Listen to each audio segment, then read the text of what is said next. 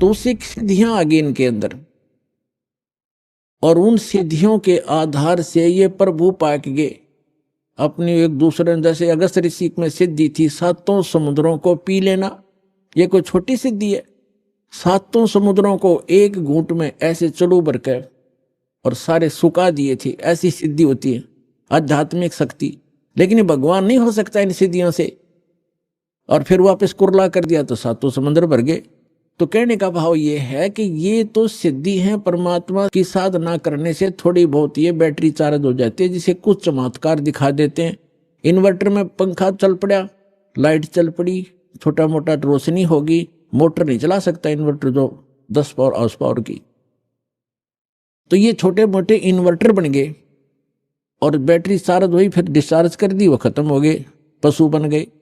तो कहने का भाव ये है, ऐसे ही चाणक्य ऋषि थे, इन्होंने सिद्धियां प्राप्त कर ली और इतनी सिद्धि होगी कि आम सिद्ध पुरुष भी उसका अगर नतमस्तक होने लगा, बड़ा बोलबाला हो गया। एक मानदाता चक्रवर्ती राजा था। चक्रवर्ती राजा का अर्थ होता है जिसका पूरी पृथ्वी पर शासन हो, और उसके अंतर्गत छोटे छोटे नवाब राजा लोग होते हैं, वो उसको टैक्स देते हैं, उसके पराधीन होते हैं, उसके आदेश से चलते हैं, सब कार्य करते हैं। और 2-4 वर्ष के बाद वो क्या करता है राजा, ये देखने के लिए कि मेरे शासनकाल में मेरी पराधीनता कोई अस्वीकार तो नहीं कर दिया, यानी मेरे अपने आप में स्वयंभू कोई राजा ना बन गया हो, उसके लिए एक घोड़ा छोड़ते हैं जो राजा का निजी घोड़ा होता है, और उसके आगे एक पंपलेट लटका दिया जाता है कि जिस भी राजा को मानदाता चक्रवर्ती राजा की पराधीनता स्वीकार ना हो, इस घोड़े को पकड़ के बांध ले और युद्ध के लिए तैयार हो जा। राजा के पास 72 करोड़ सेना है, ये समझो सिंपल भाषा में। 72 अक्षौणी का तो वैसे अलग से होता है, जैसे इतने घुड़सवार, इतने रथ वाले, इतने फलाने हाथी वाले, वो मिलाकर के सारा होता है, हम सिंपल भाव से समझते हैं। 72 करोड़ सेना है, 72 अक्षौणी। वो घोड़ा चल पड़ा, पीछे सैनिक थे, सैनिक घोड़ों पर, घोड़ा खाली, और वो चल रहा अपनी मर्जी से, कहीं से जा रहा, किधर ही जा रहा। तो जाते समय भी चाणक्य ऋषि ने देखा कि घोड़ा खाली जा रहा है, बाकी वे सवार बैठे, क्या कारण है। लेकिन वापस जब आए तो भी वहीं से आगे वो कुदरती सारी पृथ्वी पर घूम के 1-2-4 वर्ष के बाद तो ऋषि ने पूछा कि सैनिकों ये घोड़े पर सवार क्यों नहीं कोई। तो सैनिकों ने बताया कि ये राजा मानदाता चक्रवर्ती राजा का घोड़ा है, इस पर कोई बैठ नहीं सकता। और इसके गले में क्या लिखा है, ऋषि ने पूछा। सैनिकों ने उत्तर दिया, इसके गले में ये लिखा है कि जो इस घोड़े को पकड़ेगा उसने राजा मानदाता जी के साथ युद्ध करना पड़ेगा, और राजा के पास 72 करोड़ सेना है। ऋषि ने पूछा, क्या किसी ने नहीं पकड़ा। तो सैनिकों ने कहा, कौन पकड़े, उसकी जाड़ फोड़ दे हम, पिलाया किसी की मां ने दूध। ये सैनिक भी एक आधा अगर मुंह फटे। तो उसने, ऋषि ने सोचा राजा को अभिमान हो गया, इसका अभिमान ठीक करते हैं। बता, ऋषि का राजा के अड़न का के तो क्या ऋषि है वो, ऋषि माने अच्छी आत्मा, वो तो गधा है बे, मतलब पंगा पा लिया। बोला मन ये घोड़ा बांध लिया, बांध दो घोड़े को मेरे वृक्ष के जिसके नीचे तपस्या करे था। सैनिकों ने कहा उस ऋषि से कि ये घोड़ा आप बांधोगे, मानदाता चक्रवर्ती का युद्ध करोगे। कहा मैं युद्ध करूंगा उसके साथ। सैनिकों ने कहा, कंगले तेरे दाने खाने को नहीं, तेरी क्यों सामत आई है, चुप करके अपनी भक्ति कर, और माला फिर क्यों मरे तू, बेआई मौत क्यों मर रहा है। उसने चाणक्य ऋषि ने कहा कि तुम राजा के से जाके कह दो कि चाणक्य ऋषि ने तेरा युद्ध स्वीकार कर लिया। अब सैनिकों ने आकर के राजा को नमक मिर्च लगाई और कहा कि आज एक व्यक्ति ने हिम्मत की है आपका युद्ध उठने की, और कल को दूसरा बकवाद करेगा। Rajan, nip the evil in the bud, बुराई को स्टार्ट में ही खत्म कर देना चाहिए। राजा ने फिर कह दिया जाओ। तो उस 72 करोड़ की 4 टुकड़ी कर ली। 18 करोड़ सेना एक आदमी को मारने के लिए भेज दी चाणक्य ऋषि को। और चाणक्य ऋषि ने क्या किया, अपनी जो साधना करी थी, सारे जीवन में डले डोए थे, उसकी 4 पुतली बना दी, एटम बम बना लिए सिद्धि तय। एक एटम बम छोड़ दिया पुतली, उसने कत्लेआम मचा दिया। घड़ियां पुतली होगी हजारों करोड़ों की संख्या में, और कत्लेआम मचा दिया, और वो खत्म हुई सिद्धि। वो तो जो निकल गया बम। राजा ने दूसरी टुकड़ी 18 करोड़ की भेज दी, ऋषि ने दूसरी पुतली भेज दी। ऐसे 72 करोड़ सेना का नाश कर दिया, कत्लेआम कर दिया। किसने? उस चुणक नाम के ब्रह्म उपासक ने, उस काल के उपासक ने, ब्रह्म के उपासक ऋषि ने। अपने आत्मा चाहे तो गोली से मार दे, और किसी के पास वचन की ताकत जंतर मंत्र है उससे मार दे, भगवान के दरबार में दोनों दोषी बराबर होते हैं। अब इसके विषय में सूक्ष्म वेद में परमात्मा ने अमरवाणी में कहा है, सच्चिदानंद घन ब्रह्म की वाणी में, कि 72 अक्षौणी क्षय करी वो चुणक ऋषिश्वर एक, ये दे धारे जोरा फिरे भाई सभी काल के बेखे। 72 अक्षौणी खा गया वो चुणक ऋषिश्वर एक। मानधाता राजा की 72 करोड़ सेना का नाश कर दिया। किसने? उस चुणक ऋषिश्वर अकेले ने। ऋषिश्वर जैसे मुनि और मुनिवर और मुनीश्वर, एक तो मुनि आम साधक, और मुनिवर उन साधकों में श्रेष्ठ मुनि, और फिर मुनीश्वर उन श्रेष्ठ मुनियों में भी परम श्रेष्ठ, यानी उस मुनीश्वर ऋषिश्वर ऋषिश्वर उस तीसरे नंबर के गुड बेटर बेस्ट, उस बेस्ट यहाँ के बेस्ट जाने जाने वाले ऋषि के ये कर्म है 72 करोड़ सेना खाली। ये सूक्ष्म वेद में परमात्मा बता रहे हैं। 72 अक्षौणी खा गया वो चुणक ऋषिश्वर एक, ये दे धारे जोरा फिरे भाई सभी काल के बेखे। जोरा माने मौत, जरा माने बुढ़ापा, यहां अंतर समझना कदे भूल जा। जोरा मीन संत भाषा में जोरा माने मृत्यु। कहते हैं ये दिखे संत ऋषि महर्षि, ये तो चलती फिरती घाल है। ये दे धारे मौत फिरे, ये संत नहीं, ये मौत है। ये सभी काल के भेख, ये ब्रह्म के साधक, ब्रह्म तक के पुजारी, ये सभी काल के भेख दे धारे जोरा फिरे या मौत फिरे, चलती फिरती मनुष्य रूप में इतने मानस मार दिए, तुम इनको महर्षि कहते हो। तो यहाँ गीता ज्ञानदाता भी कहता है कि ये ऋषि हैं तो नेक, लेकिन तत्वदर्शी संत ना मिलने से मेरे वाली अनुत्तम घटिया साधना में लीन रहे, गति में लीन रहे। अब क्या बनेगा? ओम नाम के जाप से ये ब्रह्म लोक जाएगा, और जो सिद्धि की थी, जो साधना तपस्या की, से ये राजा बनेगा। और जो इसने 72 करोड़ सेना मार दी, वो बैड अकाउंट अलग से लिखा जाएगा, वो फिर इसको भोगना पड़ेगा। जैसे ये ओम नाम की साधना से ब्रह्मलोक में जाएगा, वहां अपनी पुण्य समाप्त करके इस मंत्र के जाप का नाश करके कमाई का ये वापस आएगा, राजा बनेगा पृथ्वी पर।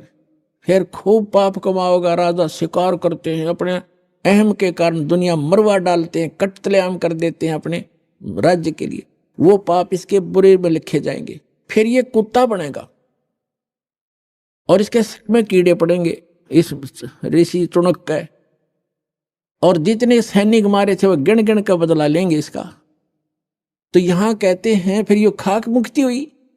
18वें अध्याय के 62वें श्लोक में कहा कि तू सर्वभाव से अर्जुन उस परमेश्वर की शरण में जा, उसकी कृपा से तू परम शांति को, सनातन परम धाम को प्राप्त होगा। 15वें अध्याय के 4थे श्लोक में कहा कि परम संत की प्राप्ति के उपरांत, तत्वदर्शी संत की प्राप्ति के उपरांत परमात्मा के उस परम पद की खोज करनी चाहिए, जहां जाने के बाद साधक लौटकर फिर संसार में कभी नहीं आते, और केवल उसी की भक्ति करो।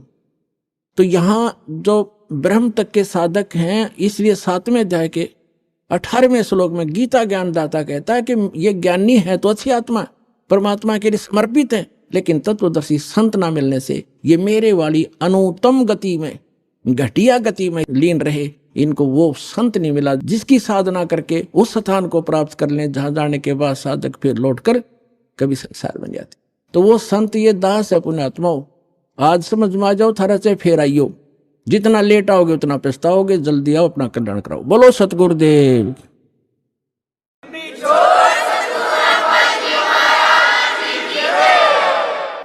परम पिता परमात्मा पूर्ण ब्रह्म, सारी सृष्टि के रचनहार कबीर देव, कबीर साहब, अल्लाहू अकबर, जुलाहा कबीर, धानक कबीर, ये हम सभी आत्माओं के पिता हैं, ये हमारे हमदर्द हैं। यही वो परमात्मा है जिसने सर्व ब्रह्मांडों की रचना की है। पुण्यात्माओं, सौभाग्य आपका, आप जी का जन्म ऐसे समय में हुआ है जिस समय को परमात्मा ने पूर्व निर्धारित किया हुआ है कि जिस समय कलयुग 5500 वर्ष बीत जाएगा तब इस अध्यात्म मार्ग को, जो संपूर्ण कंप्लीट इन ऑल रिस्पेक्ट, जो स्पिरिचुअल नॉलेज है, अध्यात्म मार्ग है, ज्ञान है, इसको सार्वजनिक करने के लिए कहा था भगवान ने। क्योंकि जिस समय परमात्मा स्वयं आए थे 600 वर्ष पहले, सन 1398 से संवत 1455 से सन 1518 संवत 1575 तक वो परमात्मा यहाँ एक जन साधारण की लीला करके चले गए, जो परमात्मा किया ही करते हैं, जो हमारे वेद बताते हैं कि वो परमात्मा सतलोक से सशरीर आता है अपने उस निज स्थान से जहां हम पहले रहा करते अपने पिता के पास। हम बालकपन में हम अज्ञानता के कारण अपने उस मूल मालिक को, उस सर्व सुखदाई परमात्मा को छोड़कर यहां इस काल के साथ आ गए इसके लोक में। तो वो परमात्मा वहां से आकर हमें पुनः वो याद दिलाने आते हैं कि आप जहां रह रहे हो ये लोक ठीक नहीं, यहाँ की कोई व्यवस्था भी अनुकूल नहीं है। यहां जन्म और मृत्यु का ये दीर्घ रोग, और आपको ऐसा कच्चा शरीर दिया है जिसमें कोई ना कोई रोग अवश्य व्यापा रहता है, लगा रहता है। फिर आप ऐसे स्थान पर रहते हो जहां पर प्रत्येक वस्तु का अभाव रहता है, और जिस कारण से ये प्राणी हरदम टेंशन में रहता है, हमेशा दुखी रहता है। परमात्मा के विषय में वेदों में लिखा है, वेद में, कि वो परमात्मा अपने उस स्थान से चलकर आता है जहां हम पहले रहा करते थे, और परमात्मा अब भी वहां रह रहे हैं, और हमारे असंख्यों भाई बहन वहां पर वर्तमान में भी रह रहे हैं, जो पहले वहीं थे, यहां आए नहीं, और जो यहां से परमात्मा की सतभक्ति करके वापस चले गए हैं वो वहां अब भी रह रहे हैं। तो वहां से चलकर वो परमात्मा आते हैं, एक जन साधारण की लीला करते हैं। वो ऐसी लीला करते हैं कि प्रत्येक प्राणी को इस काल के लोक में यदि सुखी रहना है तो वो विधि, वो तरीका, वो एक भूमिका परमात्मा स्वयं ही करते हैं। परमेश्वर कबीर जी एक झोंपड़ी में रहा करते थे, पूरा परिवार, वैसे तो पूरा विश्व उसी के बच्चे हैं, उसी के पुत्र पुत्री हैं, लेकिन उस समय उन्होंने एक गृहस्थ विधि से परिवार नहीं बनाया था। परमात्मा के परिवार में कुल 5 सदस्य थे। एक तो नीरू और नीमा, ये दो, जिनको परमात्मा लहर तारा नामक तालाब पर कमल के फूल पर शिशु रूप में मिले थे, और एक स्वयं परमात्मा, और एक लड़का एक लड़की। लड़के का नाम कमाल था, लड़की का नाम कमाली था। ये दोनों लड़का और लड़की परमात्मा ने मृत जीवित किए थे किसी विशेष परिस्थिति में। तो ये कुल परिवार था परमात्मा का। तो परमात्मा एक झोपड़ी में रहा करते थे, और एक जुलाहे का कार्य किया करते थे, कपड़ा बुनते थे, अपने हाथों से निर्वाह करते थे और तत्व ज्ञान का प्रचार भी करते थे, सत्संग भी करते थे और सतगुरु रूप में वो उपदेश भी दिया करते थे, दीक्षा भी देते थे और यथार्थ ज्ञान भी सुनाया करते थे। तो वो परमात्मा 600 वर्ष पहले आए थे। उन्होंने स्वयं ही अपनी महिमा आप ही बताई है कि चारों युग में मैं आया हूं, प्रत्येक युग में। सतयुग में सत सुकृत कै टेरा, त्रेता नाम मुनींदर मेरा, द्वापर में करुणा में कहाया, कलयुग नाम कबीर दराया। परमात्मा कहते हैं चारों युग में मैं आया और जो परमात्मा लीला किया ही करते हैं, अच्छी आत्माओं को मिलते हैं, उनको तत्व ज्ञान से परिचित कराते हैं, फिर अपने सतलोक में ले जाते हैं, वहां से फिर वापस छोड़ते हैं अपना साक्षी बना करके। कैसा है भगवान, कहाँ रहता है परमात्मा, कैसे मिलता है वो भगवान। तो ये सब अपनी प्यारी आत्माओं को बताते हैं परमेश्वर और उनको अपने से परिचित कराकर संसार में पुनः छोड़ देते हैं।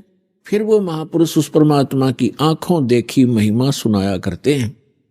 उनमें से कौन कौन है जिनको दास जानता है, मुझ दास के नॉलेज में कलयुग के अंदर है। आदरणीय द्रवदास साहिब जी, आदरणीय मलुकदास साहिब जी, आदरणीय नानक साहिब जी, आदरणीय दादू साहिब जी, आदरणीय गरीबदास साहिब जी गांव छुरानी जिला झज्जर वाले, आदरणीय घीसा दास साहिब जी गांव खेखड़ा जिला मेरठ उत्तर प्रदेश वाले, आदरणीय स्वामी रामानंद जी काशी वाले। इन महापुरुषों को परमात्मा मिले और इन महापुरुषों ने परमेश्वर की महिमा आंखों देखी, बताई, अपनी अमृतवाणी में लिपिबद्ध करवाई। आज वो एफिडेविट हैं उस परम पिता की महिमा जो उन्होंने आंखों देखी थी। तो पुण्यात्माओं, परमेश्वर ने कहा है चारों युग में संत पुकारे, कूक कहा हम हेल रे, हीरे माणिक मोती बरसें, ये जग चुगता ढेल रे। परमात्मा बताते हैं कि चारों युग में मेरे से परिचित मेरे संतों ने मेरे द्वारा बताई गई यथार्थ भक्ति विधि का डंडोरा पीटा, मुनादी करी, अनाउंसमेंट की खूब जोर जोर से, और मैंने भी आकर के प्रत्येक युग में इस यथार्थ ज्ञान रूपी हीरे मोती लालों की वर्षा की। लेकिन हम पर विश्वास ना करके इन काल के दूतों, नकली आचार्यों, शंकराचार्यों और इन झूठे गुरुओं पर विश्वास करके पूरा मानव समाज वर्तमान में डले ढो रहा है, कंकर पत्थर कौड़ी इकट्ठी कर रहा है लाल के स्थान पर। अर्थात यथार्थ ज्ञान और यथार्थ भक्ति विधि ये तो है हीरे मोती और लाल यानी बहुमूल्य, ये हैं वास्तव लाभ देने वाले। और जो गीता अध्याय नंबर 16 के श्लोक 23 में कहा है कि शास्त्र विधि को त्याग कर जो मनमाना आचरण करते हैं, मनमानी पूजाएं करते हैं जो शास्त्रों में सदग्रंथों में विद्यमान नहीं है, तो उनको न तो कोई सुख होता है, न उनको कोई सिद्धि प्राप्त होती है और न ही उनकी गति होती है, अर्थात व्यर्थ, यूजलेस। तो जो शास्त्र विधि को त्याग कर सदग्रंथों के विपरीत साधनक है, वो परमात्मा ने बताई है कि वे डले हैं। ढेल, ढेल माने डले, कंकर पत्थर जिनकी कोई वैल्यू नहीं है। चारों युग में संत पुकारे, कूक कहा हम हेल रे, हीरे माणिक मोती बरसे, ये जग चुगता ढेल रे। पर भी लेन जात है दुनिया, हमारा ज्ञान किन्हे ना सुनिया। परमात्मा कबीर देव जी, कबीर साहब जी बता रहे हैं कि लोक वेद के आधार से, दंत कथाओं के आधार से, शास्त्र विरुद्ध साधना करते हुए ये प्राणी कुंभ के मेले का अनुष्ठान करते हैं और पर भी लेने के लिए जाते हैं वहां कल्याणार्थ। उसके लिए भगवान बताते हैं कि जिस तालाब या सरोवर या दरिया में आप स्नान करने जाते हो कोई पर निर्धारित करके, आपसे पहले वहां उस तालाब में, सरोवर में, उस दरिया में मेंढक, मछली और बहुत से कीड़े मकोड़े पहले से विद्यमान होते हैं, जीव जंतु, और वो तो सदा ही उसके अंदर नहाते हैं। क्या उनका कल्याण हो जाएगा? जिस प्रकार उन मेंढक और मछलियों का कोई कल्याण नहीं हो सकता, इसी प्रकार आपका भी उस पर भी में नहाने से आत्म कल्याण नहीं हो सकता। आत्म कल्याण होगा अपनी सदग्रंथों श्रीमद् भगवद गीता में वर्णित विधि और उसके अनुसार की गई साधना से। और वो साधना केवल परमात्मा ही बताते हैं, क्योंकि श्रीमद् भगवद गीता में जो गीता ज्ञान दाता है वो केवल अपने सतर की भक्ति ही बता रहा है। और पूर्ण मोक्ष यदि चाहिए अर्जुन, किसी भी भक्त को अर्जुन के माध्यम से सर्व मानव समाज को संदेश दिया गया, तो उसको चाहिए कि वो तत्वदर्शी संत की खोज करे और फिर उस परमेश्वर की शरण में जावे, उसके तत्वदर्शी संत के बताए अनुसार साधना करके उस परमेश्वर की शरण में जावे, जहां जाने के बाद साधक फिर लौटकर कभी संसार में नहीं आते। और गीता ज्ञानदाता अपनी साधना बताता है कि अर्जुन तेरे और मेरे, अपनी सतिथि बताता है, अपना सामर्थ्य बताता है कि अर्जुन तेरे और मेरे बहुत जन्म हो चुके हैं, तू नहीं जानता, मैं जानता हूं। श्रीमद् भगवद गीता अध्याय नंबर 4 के श्लोक नंबर 5 और 9 में, श्रीमद् भगवद गीता अध्याय नंबर 2 के श्लोक 12 में, गीता अध्याय नंबर 10 के श्लोक नंबर 2 में गीता ज्ञानदाता स्पष्ट करता है कि अर्जुन तेरे और मेरे बहुत जन्म हो चुके हैं, तू नहीं जानता, मैं जानता हूं। और अपनी साधना बताते हैं गीता अध्याय नंबर 8 के श्लोक नंबर 13 में, ओम इति एकाक्षरम ब्रह्म व्यवहारन माम अनुसमरन ये प्रयाति तजन देहम स याति परमाम गतिम। गीता ज्ञानदाता ये ब्रह्म है, श्री कृष्ण जी के अंदर प्रवेश करके बोलता है, ये ऐसे ही छल करता है। गीता अध्याय नंबर 4 के श्लोक नंबर 9 में ये स्वयं कहता है कि मेरे कर्म और जन्म दिव्य हैं, अलौकिक हैं, तो ये इसके कर्म हैं। गीता अध्याय नंबर 7 के श्लोक नंबर 24-25 में स्वयं स्वीकार करता है कि अर्जुन मैं अपनी योग माया से छुपा रहता हूं, मैं कभी किसी के समक्ष अपने यथार्थ रूप में नहीं आता। और ये मूर्ख लोग जन समुदाय मुझे कृष्ण रूप में, व्यक्ति रूप में आया हुआ मान रहे हैं। मैं कृष्ण नहीं हूं। केवल भूत की तरह, प्रेत की तरह बोल रहा था उसके अंदर कि मैं कृष्ण नहीं हूं, मैं तो अपनी योग माया से छुपा रहता हूं। गीता अध्याय नंबर 11 के श्लोक नंबर 32 में कहता है कि अर्जुन मैं काल हूं और अब मैं परवर्त होया हूं, अब आया हूं। श्री कृष्ण जी तो पहले विद्यमान थे, उन्होंने पहले कभी अपने आप को काल नहीं कहा और उसके बाद फिर कभी अपने जीवन में अपने आप को काल नहीं कहा। ये काल है, इसको ब्रह्म भी कहते हैं, सर पुरुष भी कहते हैं, सर ब्रह्म भी कहते हैं, ज्योत स्वरूपी निरंजन भी इसी को कहते हैं। तो ये कहता है कि मेरा तो एक ओम मंत्र है और ये कहता है कि मेरे जन्म और कर्म अलौकिक हैं। तो खुद कहता है कि मैं अपनी योग माया से छुपा रहता हूं, मैं कभी किसी के सामने अपने यथार्थ रूप में नहीं आता। तो श्री कृष्ण में प्रवेश करके ये ब्रह्म बोल रहा है, सरपुरुष बोल रहा है 8वें अध्याय के 13वें श्लोक से भी स्पष्ट हो जाता है। ओम इति एकाक्षरम ब्रह्म व्यवहारण माम अनुसमरण। माम ब्रह्म, मुझ ब्रह्म का केवल एक ओम अक्षर है, उच्चारण करके सिमरण करता हुआ यह प्रियाति तजन देहम, जो शरीर त्याग कर जाते हुए इसी का सिमरण करता हुआ जाता है, स याति परमाम गतिम, वह परम गति को प्राप्त होता है। यानी ओम से मिलने वाली जो परम गति है, ओम से मिलने वाली परम गति क्या है? ब्रह्मलोक में जाता है साधक। और आज तक के ऋषि महर्षियों को इस ओम से आगे कोई मंत्र का ज्ञान नहीं था, और ब्रह्म को ये संपूर्ण पूर्ण परमात्मा माना करते थे। और फिर घुमा फिराकर इन्हीं ब्रह्मा विष्णु महेश तक ही इनकी बुद्धि की सुई आकर टिक जाया करती थी, क्योंकि इनको कंप्लीट स्पिरिचुअल नॉलेज नहीं था। कारण क्या है कि वेदों में ज्ञान तो उस पूर्ण परमात्मा का अधिक है, ऐसे ही श्रीमद् भगवद गीता में ज्ञान तो पूर्ण परमात्मा का ही अधिकतर है, लेकिन पूजा की विधि केवल ब्रह्म तक की है।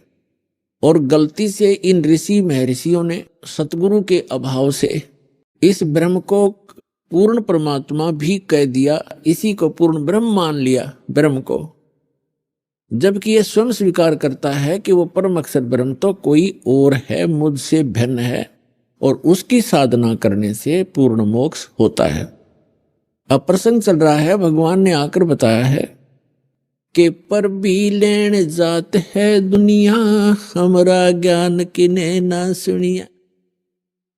अपर भी लेने जाते हैं, स्नान करने जाते हैं तीर्थों पर।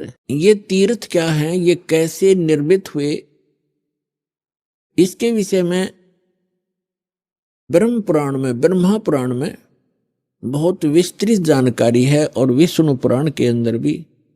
उसमें क्या बताया गया है कि जैसे किसी संत ने किसी सरोवर के किनारे या दरिया के किनारे बैठकर अपनी सुविधा अनुसार, यानी जल की आवश्यकता होती है अधिकतर जीव को नहाने पीने वस्त्र आदि धोने के लिए, और साथ में फिर भक्ति करते हैं, उनके किनारे बैठकर के उन्होंने अपने अनुष्ठान किए, जैसे भी उनको गुरु मिले, जैसा भी वो अध्यात्म मार्ग से परिचित थे, उस आधार से उन्होंने वहां भक्ति करी बैठ के। और वहां से जो साधना उन्होंने की, उस साधना अनुसार अपना शरीर त्याग करके वो चले गए उस लोक को, उस स्थान को प्राप्त कर गए जहां की उसने साधना की थी। अब बाद में उस महापुरुष ने वहां शरीर तो छोड़ना ही होता है, उसकी यादगार बना देते हैं, और फिर जनता होती है वो उससे प्रभावित होती है, क्योंकि वो साधना करते करते अपनी उस पूंजी में से अन्य किसी को आशीर्वाद, दुआ या बद दुआ दे करके वो प्रभावित अवश्य कर लेता है, जिस कारण से वहां आसपास की जनता उस साधक से बहुत प्रभावित हो जाती है। उसके बाद उसकी मृत्यु के उपरांत वहां एक उसकी समाधि बना देते हैं, वहां पूजाएं शुरू कर देते हैं, और फिर वहां उसके मत्था टेकने लग जाते हैं, और उसको तीर्थ नाम दे दिया जाता है। अपनात्मा परमात्मा ने आके ये निष्कर्ष दिया है कि जैसे अमरनाथ कैसे बना, अमरनाथ की स्थापना कैसे हुई, ये कैसे वेल नोन हुआ, सुप्रसिद्ध क्यों हुआ। भगवान शिव ने पार्वती जी को ये अनमोल मंत्र दिया था जिससे मोक्ष संभव है। और वो कौन सा मंत्र दिया था? जो 5 नाम का ये दास आपको देता है प्रथम मंत्र में, बीच बीच के जो 5 मंत्र हैं, ये शिव जी ने इस मंत्र का ज्ञान था, और इसी को ये अमर मंत्र मानता था। एक तो पुण्यात्माओं, हमें कंप्लीट स्पिरिचुअल नॉलेज ना होने से, संपूर्ण अध्यात्म ज्ञान ना होने से, हम इन नकली संतों के द्वारा घने भ्रमित हो गए। हम क्या सोचते हैं कि गुरुजी ने मंत्र दे दिया, नाम दीक्षा दे दी, और फिर क्या होता है, उन भ्रमित लोगों के पास जाकर के आप उनसे फिर प्रभावित हो जाते हो, जिनको कंप्लीट स्पिरिचुअल नॉलेज नहीं है, जिनको पूर्ण अध्यात्म ज्ञान नहीं है। तो वो क्या पूछते हैं आपसे कि आपने दीक्षा ली है वहां से, बरवाला से, कितने दिन हो गए? 1 महीना, 2 महीने, 1 वर्ष, 2 वर्ष, जैसा भी जिसको। फिर वो पूछते हैं क्या आपको भगवान दिखाई देते हैं, भगवान के दर्शन होते हैं? अब आपके पास इसका कोई उत्तर नहीं। तो पुण्यात्माओं, कहने का भाव ये है कि दास जो आज प्रसंग आपके समक्ष स्पष्ट करना चाहता है, एक विषय स्पष्ट करना चाहता है कि मोक्ष की प्राप्ति परमात्मा के दर्शन से नहीं, उस परमात्मा के मंत्र से होती है। पहले तो ये प्रसंग स्पष्ट करते हैं कि अमरनाथ की स्थापना कैसे हुई। पुण्यात्मा, हमने पुराण बहुत पढ़ी हैं, पवित्र पुराण, लेकिन हमारे धर्म गुरु कोई निष्कर्ष हमें निकाल कर दे नहीं पाए, और जिस कारण से हम ऐसे उन कथाओं को याद अवश्य कर लेते थे, लेकिन हमें उनका कोई सिर पैर का पता नहीं था। जैसे पार्वती जी के 107 जन्म हो चुके थे, 108वां जन्म वो जी रही थी। भगवान शंकर वही होते थे, उनकी तब तक मृत्यु नहीं हुई थी, और पार्वती जी की 107 बार मृत्यु हो चुकी थी। और भगवान शिव जब पार्वती जी की मृत्यु होती थी बड़े व्याकुल होते थे, उनका बहुत बुरा हाल हो जाता था उस पार्वती की मृत्यु के उपरांत, उसके वियोग में। एक समय की बात है कि भगवान श्री राम वनवास के अंदर सीता जी के अपहरण के उपरांत वृक्षों से डकरा रहा था, रो रहा था, सीता की खोज पूछ रहा था, मृगों से लिपट रहा था। ऊपर से आसमान से पार्वती और शिव देख रहे थे। भगवान शिव ने श्री रामचंद्र जी अर्थात विष्णु जी को प्रणाम किया। पार्वती जी ने देखा कि किसको प्रणाम कर रहे हैं, नीचे एक व्यक्ति रो रहा है पृथ्वी पर। पार्वती जी ने पूछा आप किसको प्रणाम कर रहे हो?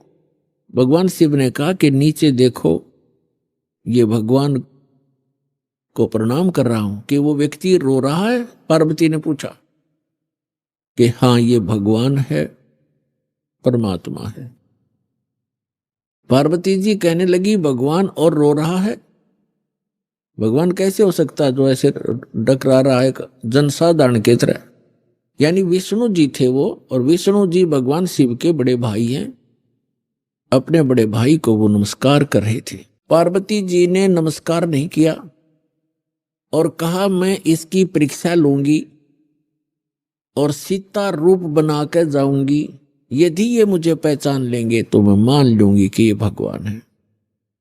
भगवान शिव ने कहा कि यह गलती मत करना, यदि तू सीता रूप बना लेगी तो मेरे काम की नहीं रहेगी। उस समय तो पार्वती जी ने कह दिया कि नहीं जाऊंगी, परीक्षा नहीं लूंगी। कुछ ही देर के बाद भगवान शिव के इधर उधर होते ही सीता रूप धारण किया और भगवान राम के सामने खड़ी होगी जाकर के। अब भगवान रामचंद्र जी ने कहा कि हे दक्ष पुत्री, हे दक्ष की बेटी, भगवान शिव को कहां छोड़ाई, अकेली क्यों आ गई?